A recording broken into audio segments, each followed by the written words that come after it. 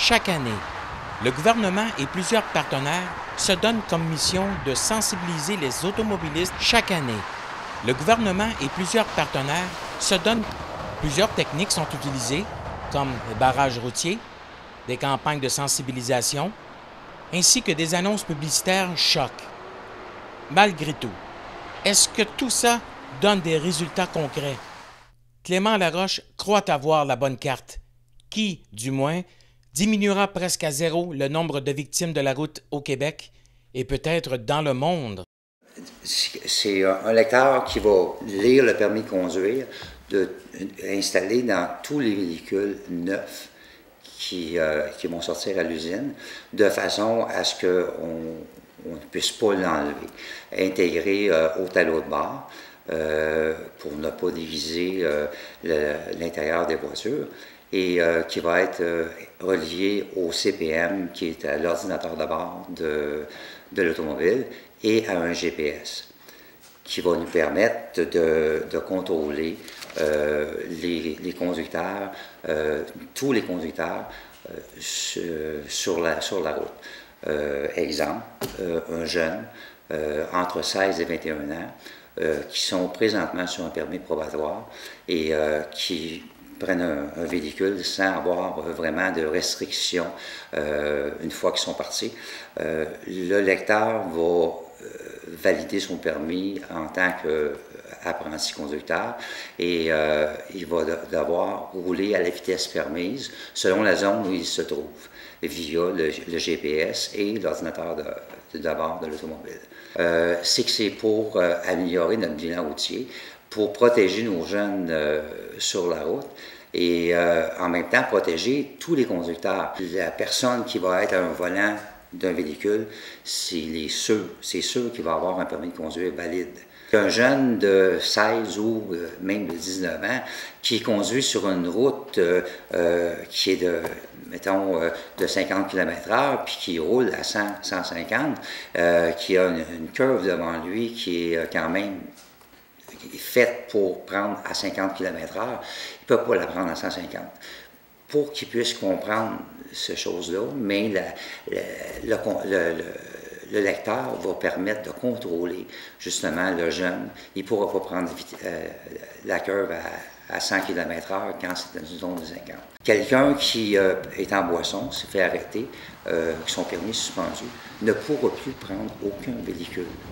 Une fois que tous les véhicules vont être équipés d'un lecteur de permis de conduire. Donc le lecteur, dans le fond, votre permis de conduire devient une deuxième clé universelle et obligatoire. Présentement, quelqu'un qui se fait arrêter, peu importe que ce soit contravention ou boisson ou autre chose, quand ça passe en cours, la greffière envoie un document à la SAC qui leur dit, le permis est suspendu ou une restriction, ou choses comme ça.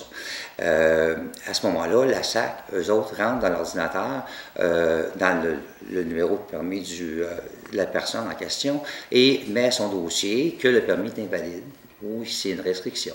Et automatiquement, ça se fait présentement. Donc, avec le lecteur, qui lui va être muni d'une puce de communication, quand on met la clé ON sur le véhicule, le permis, il demande d'insérer le permis dans le lecteur. On met le permis dans le lecteur et dans les 10 premières secondes, la puce de communication rentre en communication avec la SAC et valide le permis. Si le permis est invalide, l'auto ne peut pas démarrer. Donc à ce moment-là, quelqu'un que son permis a été suspendu, il ne peut plus prendre de véhicule.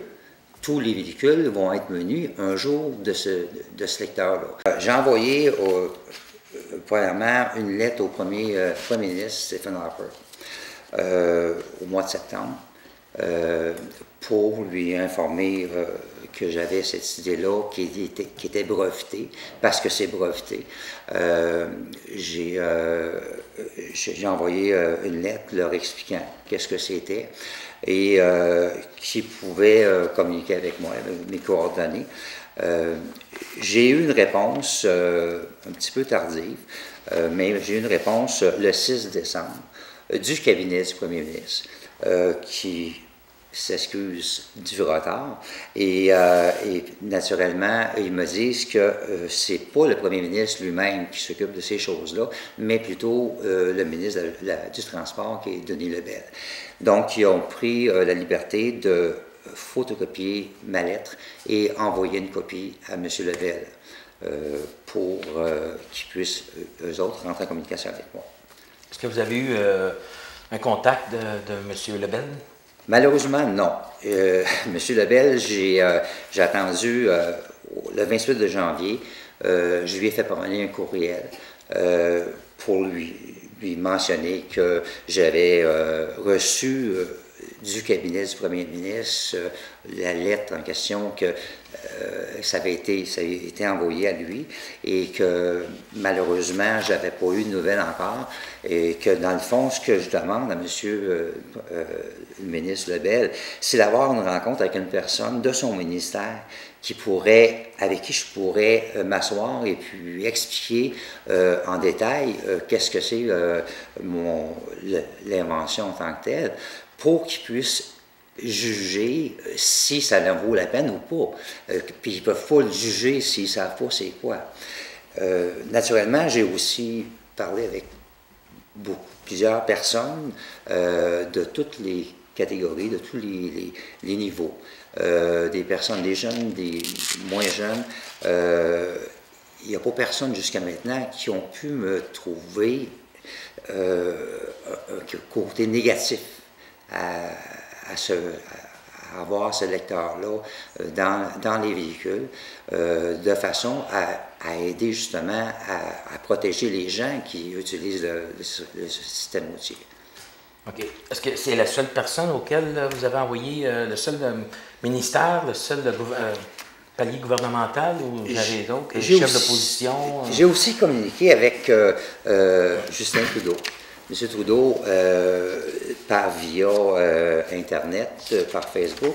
Et quand j'ai envoyé un courriel disant que j'avais une idée pour améliorer le bilan routier et que s'il est intéressé de recommuniquer avec moi. Et le lendemain, j'avais un courriel du parti. Lynn, c'est elle qui m'a envoyé un courriel, puis ils m'ont donné l'adresse d'email de M. Trudeau directement, au lieu de passer à large par Facebook. Et j'ai envoyé les détails, en grosso modo, qu'est-ce que le lecteur peut faire. Et puis, malheureusement, je n'ai pas eu de retour de rien. L'idée m'est venue, j'étais après souper, je regardais les nouvelles à TVA et il y avait un reportage sur un accident qui est arrivé dans le coin de Saint-Jean-sur-Richelieu. Et le reporter posait une question banale, comment on peut faire pour arrêter les jeunes, contrôler les jeunes au volant? Et la réponse a été instantanée. C'est simple, on a juste à mettre un lecteur de permis de conduire. À partir de là, j'ai élaboré l'histoire en question et ça fait quand même 2 ans et quelques mois là, que je travaille là-dessus. Et puis, en arrivant à un résultat qui va couvrir tous les conducteurs, mais sans pénaliser le bon conducteur. Donc, c'est bon pour contrôler le jeune, c'est bon pour empêcher le récidiviste, c'est bon pour le délinquant de la route haute vitesse et sans nuire au bon conducteur. Donc, le bon conducteur, le seul changement qu'il va y avoir, c'est d'utiliser son permis de conduire.